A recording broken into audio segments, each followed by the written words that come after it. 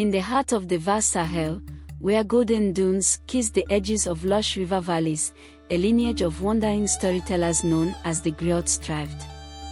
They were more than mere entertainers, they were the keepers of history, the voices of forgotten ancestors, and the guardians of wisdom passed through the ages like whispers carried on the wind. Among them was Io, a young and gifted Griot whose voice carried a magic unlike any before him. When Io spoke, the stories did not just entertain, they came alive.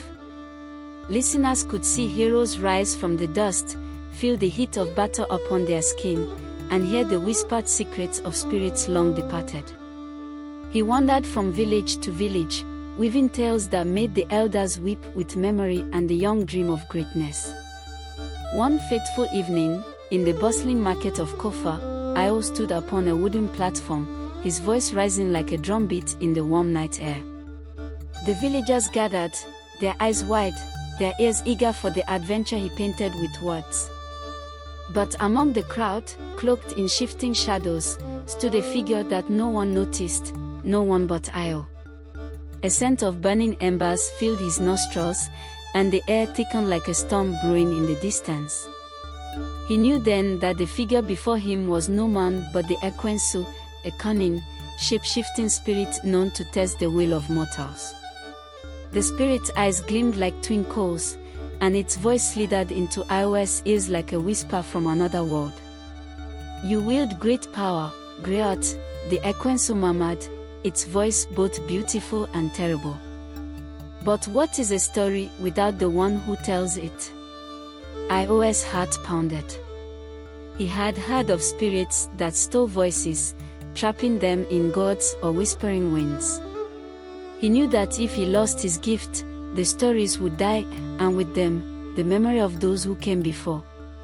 Io stood tall, raising his hands to silence the murmuring crowd. He knew he could not fight the Ekwensu with weapons or strength, only with his voice.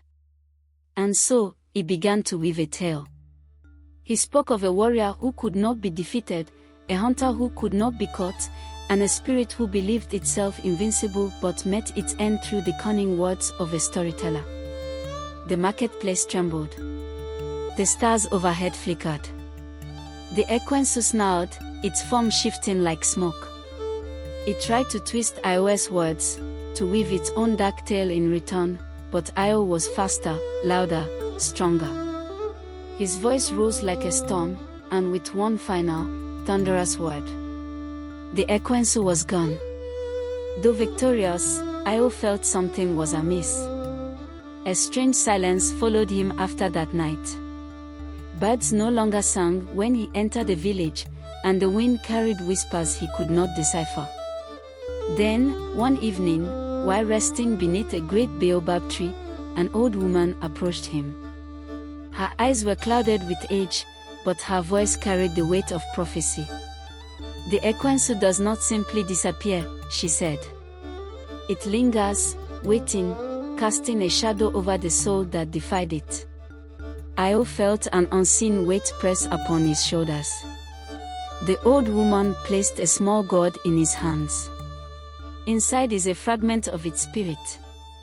You must take it beyond the river of night, where only the forgotten go." Thus, Io's greatest journey began, one that would take him beyond the lands he knew, into the realm of myths and lost souls. Deep in the grasslands, Io encountered a group of Fulani musicians playing music so hauntingly beautiful that it seemed to pull the stars from the sky. Their chorus strings hummed like the wind's whispers, their flutes sang like river birds greeting the dawn. Io was mesmerized. He sat by their fire and listened, his heart swelling with the rhythm of their melodies. Then, an idea formed, a story not just spoken, but sung. For the first time, Io wove his words with music. His voice danced with the chorus, his tales ebbed and flowed like the river's current. The people did not just hear the story, they felt it in their bones, in their blood, in the beat of their hearts. And so, a new kind of storytelling was born, one that fused words with music, history with song. One night, beneath the full moon, Io performed his greatest story yet. His voice rose into the heavens, carried by the wind, and something stirred in the darkness beyond the firelight. A hush fell over the crowd. Then, out of the shadows, the spirits of the ancestors appeared, tall, luminous figures wrapped in the golden glow of memory. Their faces were lined with wisdom, their voices echoed with the weight of centuries. Io, they said, their voices like rustling leaves. You have done what no other has before. You have preserved our past and given it new breath. But your journey is not over. The Ekwensu's mark still lingers. They placed their hands upon his head, and in that moment, Io felt every tale that had ever been told rush through his veins. But he also felt the faint trace of something dark, whispering just beyond his reach. As Io continued his journey, he began to notice strange occurrences.